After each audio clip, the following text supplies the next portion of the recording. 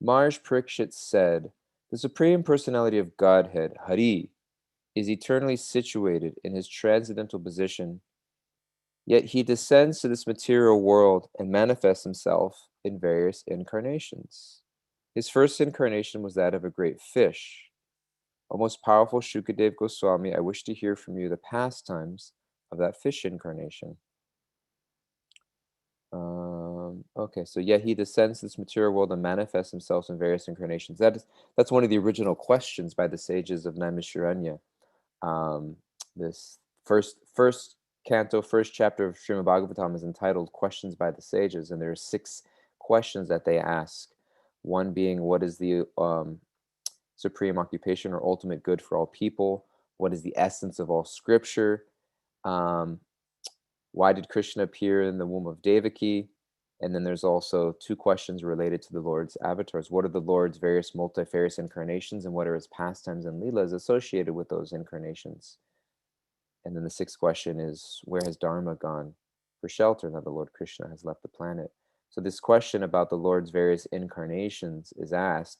And the 3rd chapter, the first canto, is the entire list of all these incarnations that are given in the, it's almost like a prelude or table of contents for the rest of the entire Bhagavatam that are there.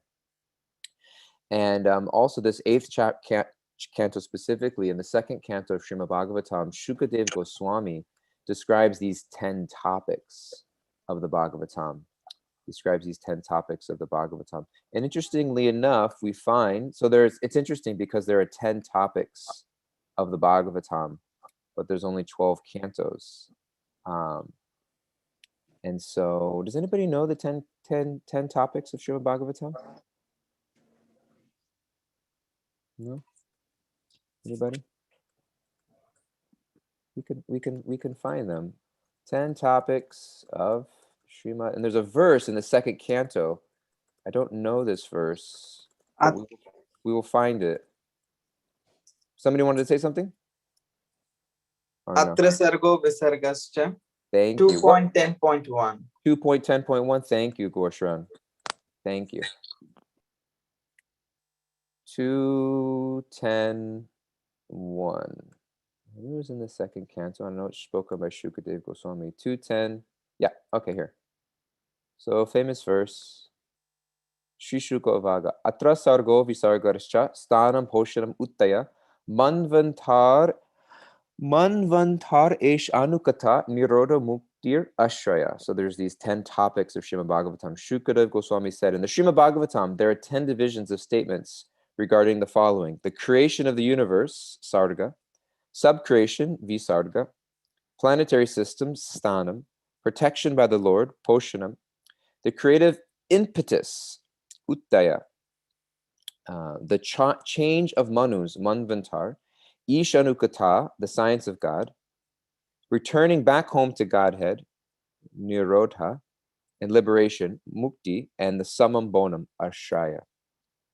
So there are various debates on these 10 topics, and are each of the cantos, do each of the cantos focus on a topic specifically, or all 10 topics are included in each canto? It's kind of like, where do these topics show up in the Srimad Bhagavatam? And Srila Prabhupada gives a very interesting, the reason I'm sharing all of this is because it relates to the 10th canto, and we're reading right now, and all the various avatars that we're reading. In the 3rd canto of Srimad Bhagavatam, it's quite interesting. Is it in the 3rd canto? There's one of the chapters in the 3rd canto where Srila Prabhupada begins to, or maybe it's in the 6th canto. Let me see if I can find something. Yeah, here it is. So this is the beginning of the 6th chapter. At a certain point in Srila Prabhupada's translations of Srimad Bhagavatam, he started giving chapter summaries. So he didn't do this in the very, very beginning of the Bhagavatam when he started translating, but at a certain point, he started including chapter summaries. So here we have in the beginning of the 6th canto of Srimad Bhagavatam, 1st chapter, before the translations begin, you see a summary. We have this also in the 8th chapter, the verse that we're reading right now. This is Canto 8, Chapter 24.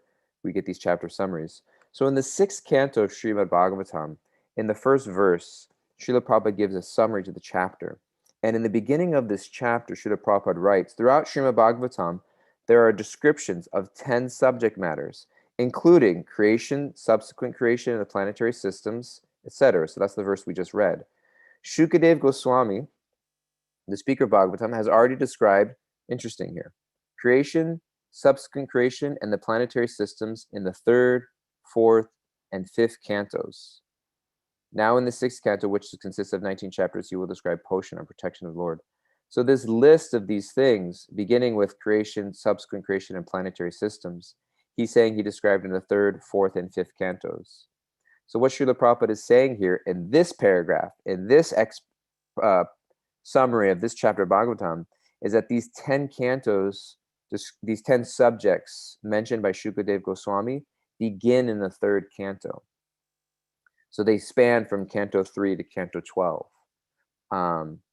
And so what does that mean? That means that in the 8th canto of Srimad Bhagavatam, which we're on now, this is the subject of Manvantar.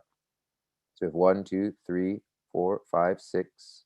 1, 2, 3, 4, 5, 6, 7, 8. What is it? 1, 2, 3, 4, 5, 6. The change of Manus, Manvantar, which would be in the 8th canto, because if you go 3, 4, 5, 6, 7, 8, so 6.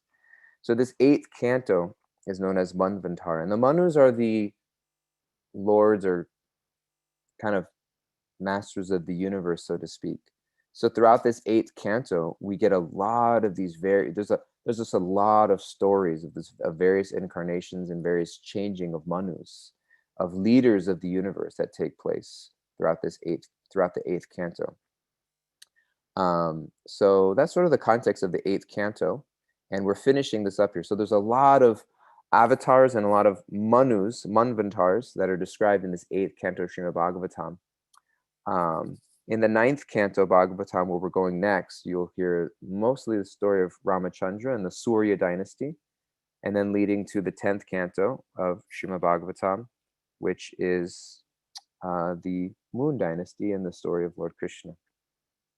That's the background of the 8th canto. So we have a lot of these stories. You get the story of Bali Maharaj, etc. All these various Manus and these various leaders of the universe. So this is first verse. The Supreme Personality God Hari is eternally situated in his transcendental position, yet he descends to this material world and manifests himself in various incarnations. His first incarnation was that of the great fish, O most powerful Shukadev Goswami. I wish to hear from you the pastimes of that fish incarnation. What was the purpose for which the Supreme Personality Godhead accepted the abominable form of a fish? Exactly as an ordinary living being accepts different forms under the laws of karma. The form of a fish is certainly condemned and full of terrible pain. Oh my Lord, what was the purpose of this incarnation? Kindly explain this to us.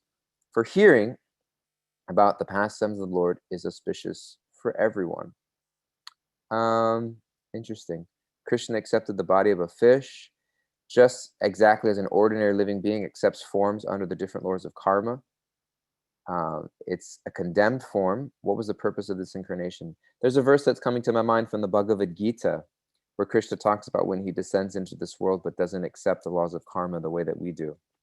And that for people who assume that, he gives them a very specific name that's not very complimentary. Anybody know this section or verse of Bhagavad-Gita? No, Adipurush knows. Anybody? Adipurush, I saw your lips moving a little bit. Oh, you're muted, Prabhu. I don't know if you can mute. Maybe you can't mute. Anyways, it's in the, let's see. Oh, Bhagavad-Gita. Mamudha. Is it the 4th chapter or the 7th chapter?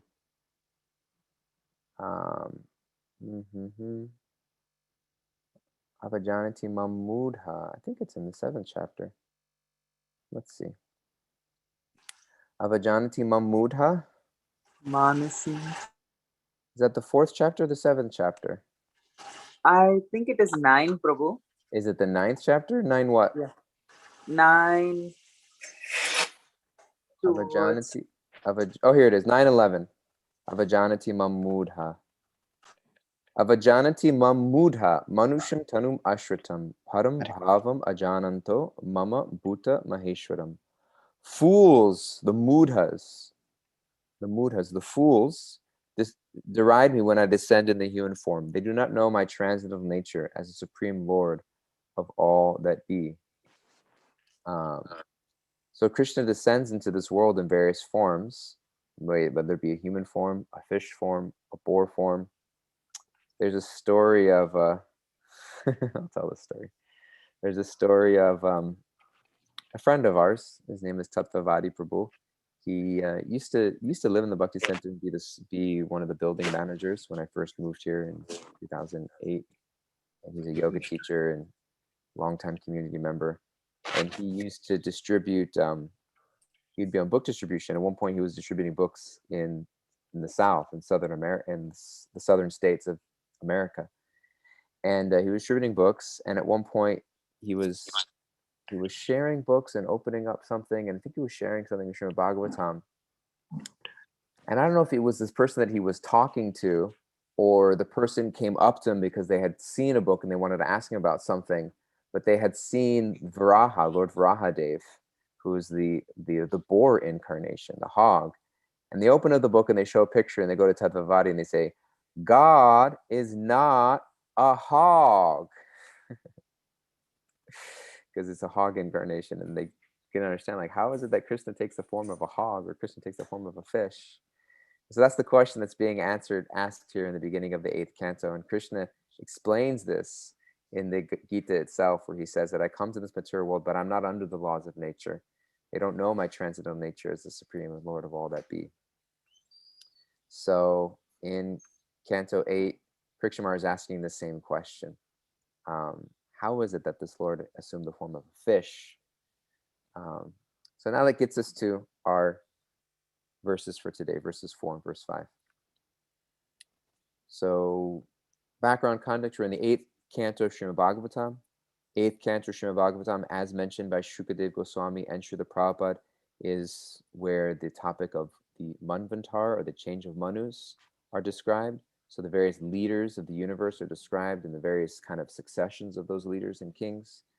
We have the incarnation that is being described of Matsya, which is one of the main topics of Srimad Bhagavatam, as described in the third, as asked by the sages of Naimisharanya in the 1st chapter of Bhagavatam, and described in the 3rd chapter of Bhagavatam, all the various incarnations that are given in the 3rd chapter.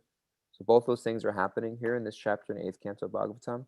And specifically, we're diving into the Matsya avatar. And we're asking about the transcendental qualities of that Matsya avatar, how he came to be, and how is it that the Lord took this incarnation. So, Shri Sutta Vacha Ityokto Vishnu Ratena Bhagavan Bhararayani Uvacha Charitam Vishnor Matsya Rupena Yat Kritam. Shri Sutta Goswami said, when Pariksha Maharaj thus inquired from Shukadev Goswami, the most powerful saintly person began describing the pastime of the Lord's incarnation as a fish. Next verse, verse 5. Shri Shuka Vacha Go Viprasura Sadhunam Chandasam Api Cheshvaraha Rakshami Cham Stanurdate Dharmasyartasya Chaivahi. Shri Shukadev Goswami said, O king, for the sake of protecting the cows, Brahmins, demigods, devotees, the Vedic literature, religious principles, and principles to fulfill the purpose of life, the Supreme Personality of Godhead accepts the forms of incarnations. Where else do we find a similar verse in Bhagavad-Gita where Krishna talks about, in order to protect others, he comes to this world?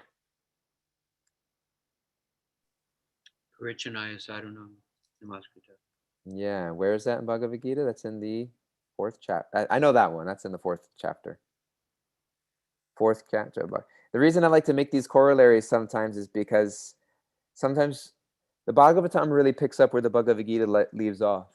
So what's the last verse And Bhagavad Gita, not the very last verse, but some people say the Bhagavad Gita ends in 1866, the final instruction that Krishna really gives to Arjuna. Sarva dharma prityaja mamekam sharanam vrajam aham tvam sarva papabhyo mokshishima mashuchaha. That Krishna says, abandon all varieties of dharma and just surrender unto me. Because it's interesting that the Bhagavad Gita,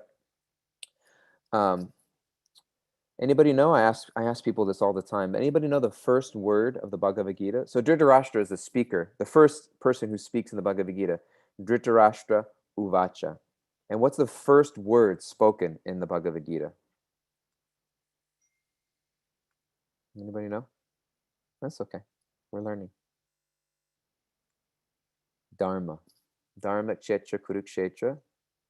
On the place of Dharma and the kurukshetra. So the first word of Bhagavad Gita is Dharma. And that Dharma is Dharma kshetra. The place of Dharma is also kurukshetra, which is a battlefield. So the Bhagavad Gita is a process of it's a battle for Dharma and understanding what is real Dharma. So that's where the Bhagavad Gita begins.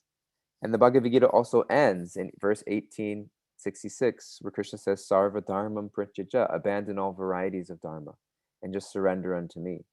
At the highest Dharma really is the surrender unto me. So that's where the Gita ends. And then Bhagavatam itself begins again with this word Dharma in the second chapter, the first canto. The first question of the sages is answered by Savai Pungsang Paradharmo Yato Bhaktira Hoksaje Ahaitukya Pratyata Yatma Suprasidati. That the highest benefit of the living being, the highest Dharma, is that by which one can perform unmotivated and ceaseless and causeless devotional service unto the Supreme Lord. So the Bhagavad Gita begins with the question of Dharma. It ends with the surrendering of Dharma to the highest Dharma of surrendering to Krishna. And the Bhagavatam begins by explaining what does it mean to carry out that highest Dharma of loving service to Krishna. So the Bhagavad Gita is kind of like the undergraduate study, and the Bhagavatam is like the postgraduate study of the Bhagavad Gita. So we get all these little verses and these little nuggets in Bhagavad Gita, but then we get this full, elaborate playing out. We get case studies in the Bhagavatam. We get elaborate explanations in Srimad Bhagavatam. We get it seen in action, what it really means to carry out that last verse of Bhagavad Gita of surrendering everything to Krishna. So we find these little verses. So sometimes when we see these big stories in Bhagavatam, we can look back on Bhagavad Gita and we can see, oh, where's this verse? Oh, here's the verse. Oh, wow, this is being played out in technicolor detail. So in the fourth chapter of Bhagavad Gita, Krishna mentions, he says here, as Adi Pushpa pointed out, Yada yada hi dharmasya glanir bhavati bharata abhutanama dharmasya tadatmanam srijamyaham. Whenever and wherever there is a decline in religious practice, O descendant of Bharat, and a predominant rise of irreligion, at that time I descend myself. Next verse. Paritranaya sadhunam vinashraya chaduskritam dharma samstapanartaya sambhavami yuge yuge. To deliver the pious and to annihilate the miscreants, as well as to reestablish the principles of religion, I myself appear millennium after millennium. So that's directly related to what we're reading in Srimad Bhagavatam and the various incarnations that are listed throughout the Bhagavatam. He appears in these various incarnations in various forms to establish principles of Dharma, to protect the devotees, and to he uses the word vinashaya, to rectify the misbehavior of those who are turned against Dharma. So here we see that verse in Bhagavad Gita, and then here in Bhagavatam in the 8th canto and throughout the entire Srimad Bhagavatam, we hear the stories of Krishna, O king, for the sake of protecting the cows, the Brahmins, the demigods, the devotees, the Vedic literature, religious principles, and principles to fulfill the purpose of life, the Supreme Personality of Godhead accepts the forms of incarnations. Purport. The Supreme Personality of Godhead generally appears in various types of incarnation to give protection to the cows and the Brahmins. The Lord is described as Go Brahman Hitaya Cha. It's a famous verse that describes Krishna. In other words, he is always eager to benefit the cows and Brahman.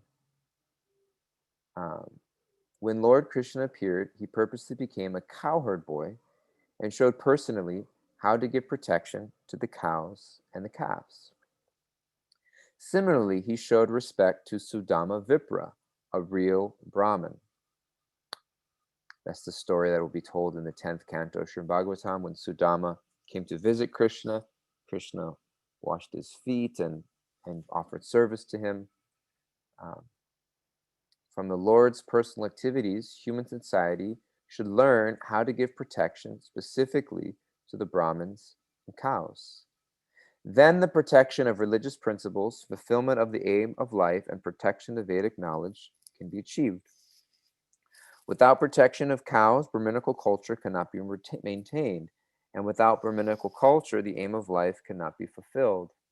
The Lord, therefore, is described as Go Brahman Hitaya, because his incarnation is only for the protection of the cows and Brahmins. Unfortunately, because in Kali Yuga there is no protection of the cows in Brahminical culture, everything is in a precarious position. If human society wants to be exalted, the leaders of the society must follow the instructions of Bhagavad-Gita and give protection to the cows, the Brahmins, and Brahminical culture. It's interesting, Prabhupada uses the word culture here because that is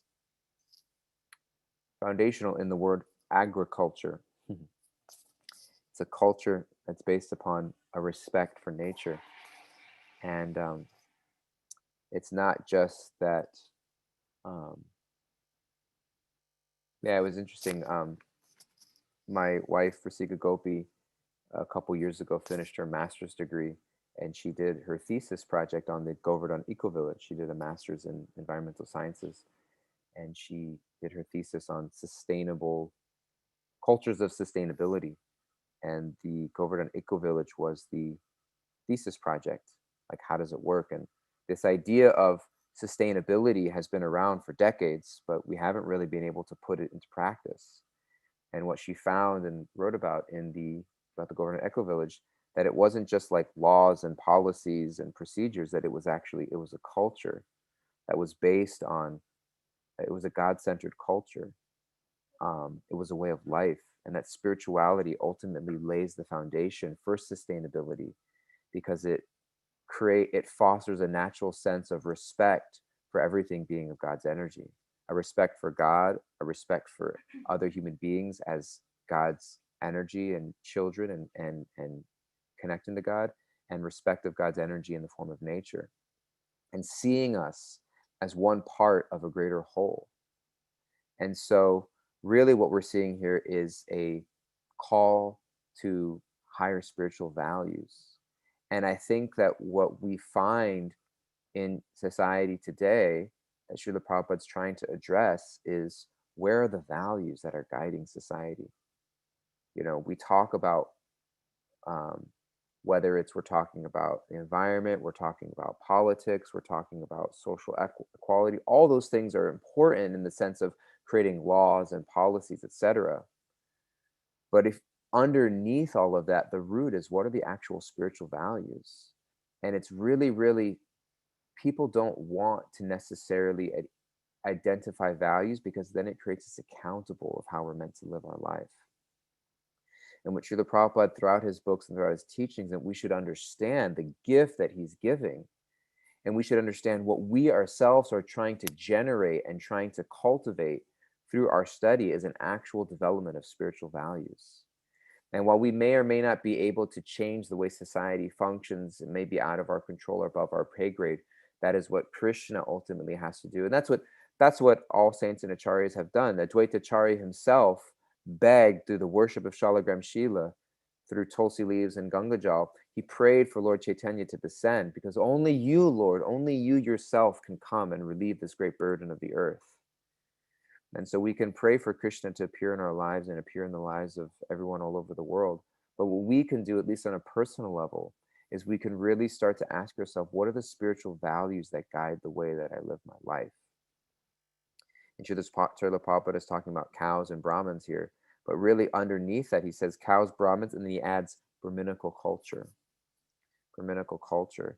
And that culture is, when we look at the body of society in Varnashram Dharma in terms of Brahmins, Kshatriya, Vaishyas, and Shudras, the Brahmins serve that point of the head of society. And so for us, that surrender, Krishna talks about in the last chapter, verse of Bhagavad-Gita, Sarva Dharmam Prityaja Mam Ekam Sharadam Vranja, to surrender, this idea of who am I surrendering to in order to guide my life towards higher spiritual values. So we surrender to Krishna directly by Lord in the heart. We surrender to Krishna in the form of Shastra and accepting Shastric principles in our life. And in order to do that, we have to know and study Shastra. And we accept Krishna in our life in the form of his devotees and his teachers. So those three things, how am I developing my personal relationship with Krishna? Because Krishna mentions in the Bhagavad Gita also, Tesham satata yuktanam bhajatam priti purvakam. Dadami buddhi yogam tvam, that I give buddhi yoga. I give the understanding by which they can come to me, to one who is surrendered to serving me with love and devotion. So how am I carrying out my service and performing my bhajan in such a way that I'm actually cultivating the relationship with Krishna in the heart, so that I could actually hear Krishna and be sensitive enough to listen to Krishna and have the courage and awareness to follow Krishna's instructions in my life? So how am I opening that channel of communication with Krishna in the heart through my sadhana and through my service? How am I regularly inputting Shastra and Krishna's words and the words of his devotees into my life through study and through reading, so that I can hear Krishna and be instilled spiritual values? And who are the people in my life that I'm voluntarily surrendering myself to by seeking counsel, seeking guidance, seeking mentorship, taking input? Those are the ways that we can actually cultivate spiritual values. And when we set that example for ourselves, only then can it actually extend to the world around us.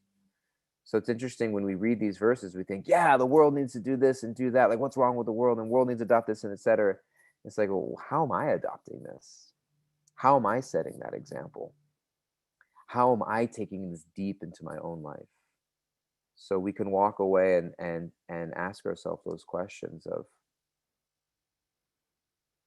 cultivating and opening that channel of communication with Krishna in the heart, cultivating and opening that channel of communication with Krishna through the form of Shastra, and cultivating and opening that channel of communication and instilling that values with Krishna through his devotees that we consciously lean towards and develop those intentional relationships with. So where am I surrendering to Krishna in those three ways? And where am I begging and asking Krishna to instill the values that I want to guide my life? And in that way, Krishna can appear in our hearts. Matsya Avatar can appear in our hearts. Krishna will appear in our hearts. That these incarnations don't just appear on some distant planet, for a group of people that we don't know, but Krishna actually can then actually arise in our heart. Krishna Surya Sama, Maya Hoya Andakara. Krishna is like the sun. Maya is like darkness. And that sun of Krishna's, the sun of Krishna, Krishna as the sun can arise in our heart and dispel illusion and darkness. Okay, those are just some thoughts on the verse today. And if there's any questions or comments or reflections, I'm happy to ask a question, or if anybody just wants to ask a question or share a reflection, happy to hear from anybody. So many wonderful devotees that are here on the call today. Thank you all for being here. Would anybody like to say anything? You can just unmute yourself. You can just, anybody. I don't know if it's possible to unmute yourself. Very interesting that this came up in class today. I was reading last night in the Bhagavad-Gita at the end of the 6th chapter. And the purport, Srila Prabhupada says, people do so many things. Try to improve themselves, right? He says asceticism, people perform austerities. They do yoga, they lift weights, they fast, he said Prabhupada said asceticism without self-knowledge is useless. Basically just doing bodily austerities and not understanding who I am. He says asceticism without self-knowledge is useless. And then he says knowledge, people are studying so many things, knowledge, even if you study scripture, without surrender to the Lord is useless. We can gather so many verses, we can get so much information. And Prabhupada says knowledge without surrender to Krishna is useless. We don't just surrender to ideas or a list of rules or a building or an institution. We develop love and trust for a person. The spiritual master is Krishna's agent for us to become obedient and trust him and say, what do you want me to do? Where do you want me to go? So it says like asceticism without self-knowledge is useless. Knowledge without surrender to Krishna is useless. And then he says sense gratification is completely useless. The one who delights in the senses lives in vain. So he just just completely crossed out a lot of things that people do that are don't really get them where they have to go. And then of course the last verse in the 6th chapter, Yoginam Sarvesham is that one who abides in me with great faith, worshiping me in transcendental loving service is the highest of all. The yogi who abides in me. I love that Christian song. Abide in me, fast fall. There's a Bhakti-Vinod Thakur song, Guru Dev, with a drop of your mercy, make the servant always abide. Not a word that we use a whole lot, but it just means like hang in there with the Guru, abide. Let me just stay on track, The sense gratification is useless, and knowledge without surrender is useless, and just performing all kinds of austerities without self-knowledge is just an empty path. With that. Anyway, just sharing whatever we heard from Prabhupada recently and thank you.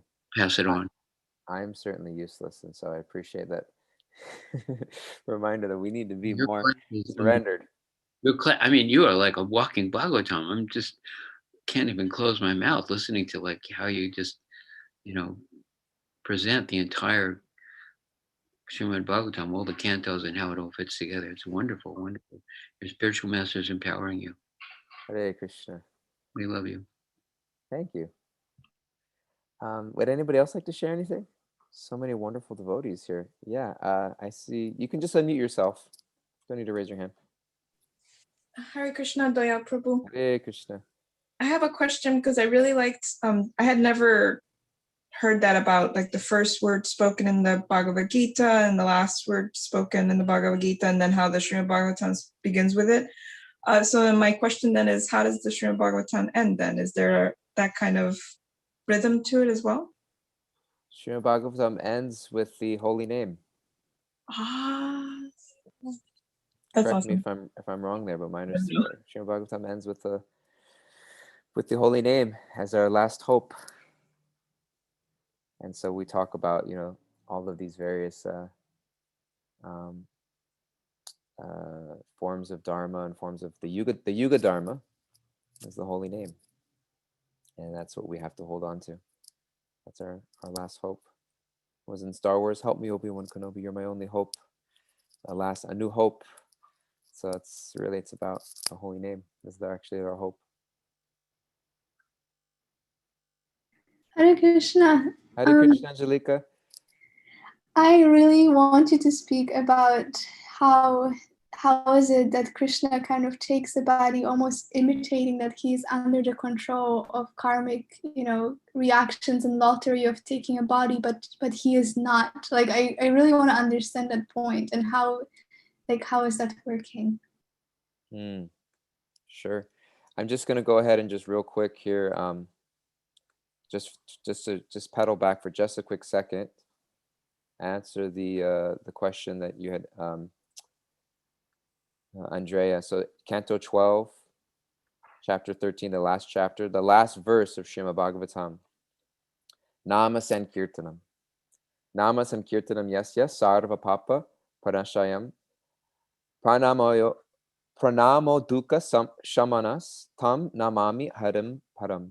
So I offer my respectful obeisance to the Supreme Lord Hari, the congregational chanting of whose names destroys all sinful reactions, and the offering obeisances unto whom relieves all material suffering. It's so fascinating because that verse, that same verse that we were describing in Bhagavad-Gita, talking about where the Bhagavad-Gita ends, 1866, the same words are used, papam. So this is verse 66. The 18th chapter has 78 verses, but some people say it really ends in 66 because that's like the final instruction. Krishna says, Sarva dharma prityajam mam ekam sharanam praja aham tvam sarva papebhyo. Sarva papebhyo. From all sinful reactions, moksha yishame, I will deliver you by surrendering unto me. And so we find that's the last instruction or the last major verse in Bhagavad Gita. And that 1866 is actually the verse most quoted by Srila Prabhupada. It's a verse that Srila Prabhupada quotes most often. It's his most often quoted verse.